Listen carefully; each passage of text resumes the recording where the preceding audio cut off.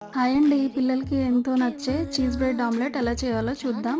ఒక బౌల్ తీసుకోండి. దాంట్లో 2 ఎగ్స్ పగలగొట్టి వేసుకోండి. వేసుకొని దాంట్లోకి పచ్చిమిర్చి, క్యారెట్ తురుము, ఆనియన్స్, సాల్ట్, కారం అన్నీ వేసి బాగా కలపండి. కలిపి పక్కన ఉంచండి.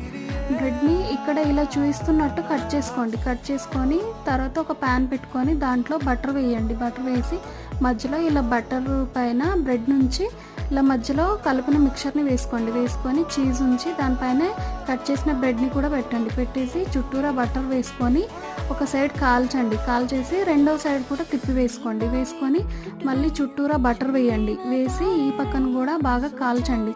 కాల్చి ఎర్రగా కాల్చుకోండి. ఎర్రగా కాలిస్తే తినడానికి క్రిస్పీగా బాగుంటుంది. దాని తర్వాత ఇది బాగా కాలాక ఒక ప్లేట్లో తీసుకొని ఇక్కడ చూపిస్తున్నట్టుగా కట్ చేసుకోండి. ఎంతో టేస్టీగా ఉండే చీజ్ బ్రెడ్ ఆమ్లెట్ రెడీ. తిని చూసి చెప్పండి ఎలా ఉందో. Thank you for watching.